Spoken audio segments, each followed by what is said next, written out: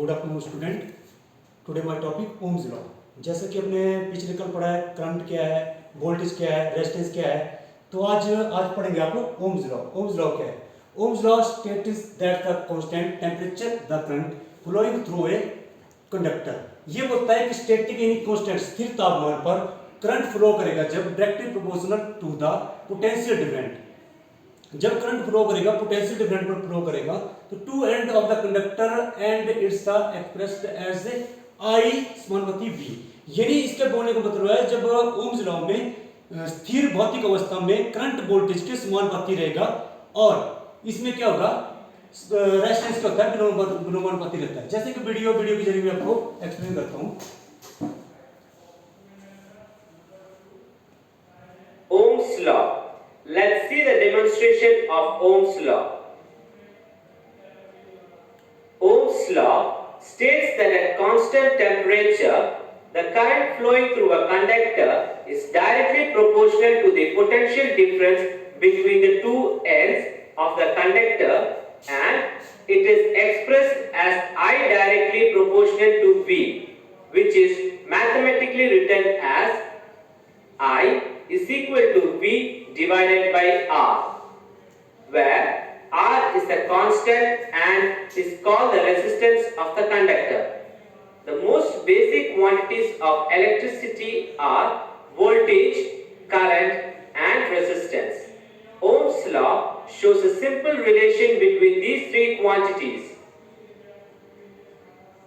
current and जैसे कि आप इस वीडियो में देख रहे हैं, ये क्या करंट है, करंट फ्लो कर रहा है। ठीक है, आगे electric current is the flow of electric charge. Electric charge flows when there is voltage present across a conductor. Current is measured in amps. Voltage, the electrical अब इसमें आप देख रहे हैं करंट को क्या कर रहा है, वोल्टेज के करीब प्रेशर बना रही है, पीछे से धक्का दे रही है। ठीक है, और force or pressure that causes current to flow in a circuit. Voltage is measured in volts. Resistance. The electrical resistance of an electrical conductor is the opposition to the passage of an electric current through that conductor. अब इस diagram देखना आपने, ये क्या कर रहा है, ये करंट है और ये वोल्टेज है। तो वोल्टेज क्या कर रही है, करंट को धक्का दे रही है, प्रेशर बना रही है, और रेजिस्टेंस क्या कर रहा है, इनको रोक रहा है, इनके मार्ग में बाधा उत्पन्न कर रहा है।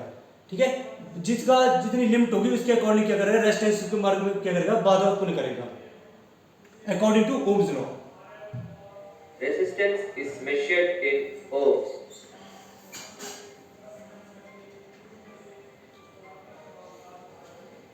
Voltage, current, and resistance directly interact with Ohm's law. Current I is equal to voltage V divided by resistance R. Change any one of them and you affect at least one of the other two. Conductor or wire.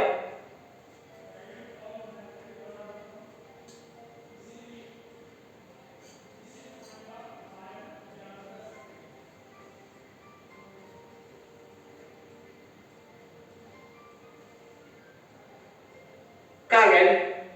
The current is flowing through a wire.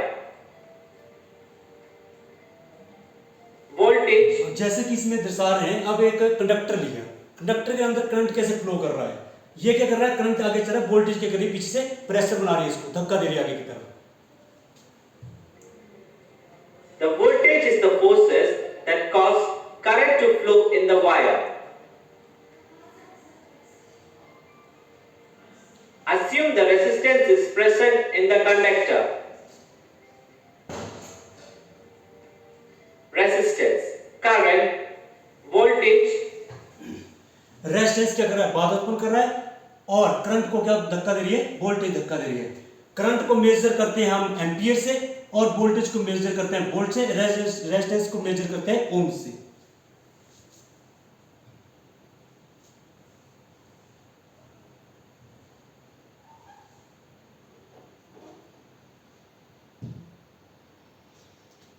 How to remember Ohm's law. Ohm's law को verification कैसे किया जाता है, ठीक है। हमारा relation क्या है, वोल्टेज करंट रेजिस्टेंस, तीन चीजों से।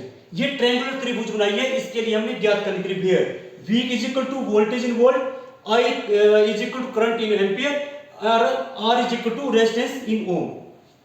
अब एक ट्रायंगुलर त्रिभुज है, इसके जरिए आपको क्या है, अच्छे से आपको ये चीज समझ आएगी। अगर आप ओम्स लॉ को ऊपर स्टडी करना चाहते हैं और उसके न्यूमेरिकल को वेरीफाई करना चाहते हैं तो ये सबसे अच्छा तरीका है। एक ट्रायंगुलर त्रिभुज बनाई, ये वोल्टेज करंट और रेजिस्टेंस। अगर हम अकॉर्डिंग टू ओम्स लॉ के अकॉर्डिंग अगर हम R को क्या कर देंगे, यहां पर अपने फिंगर से दबा देंगे तो क्या बचा हमारे पास, VI। तो क्या बना हमारे पास formula, R is equal to V upon I। और वैसे ही रिमेंबर करंट इन I। अगर I को ज्ञात करना है तो यहां से क्या करेंगे, हम I को फिंगर से ढक देंगे तो क्या बचा हमारे पास, V एंड R। तो हमारे पास क्या फार्मूला बन जाएगा, I is equal to V upon R।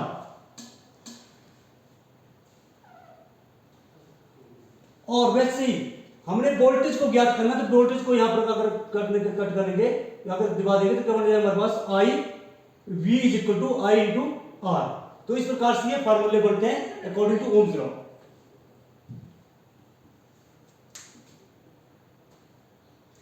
आगे एक सर्किट है इलेक्ट्रिकल ओम्स लॉ में कि कैसे इसको ज्ञात करते हैं। Electricity, medium, controller, consumer,